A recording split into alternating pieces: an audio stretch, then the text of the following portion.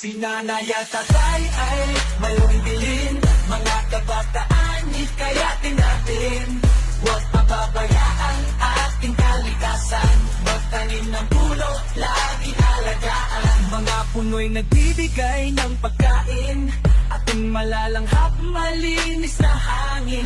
Dararanasan, tinig, mababawasan, pagbaha sa paligid, maiiwasan. Disiplina lang ang ating kailangan, basura itaon sa tamang lagayan, agad linisin ating kapaligiran. Malupang sakit ating maiiwasan, ang mga basura ay paghiwalayin, huwag itatapon sa kung saan naisip. Reduce, recycle ating gagawin, mababawasan mga basura natin.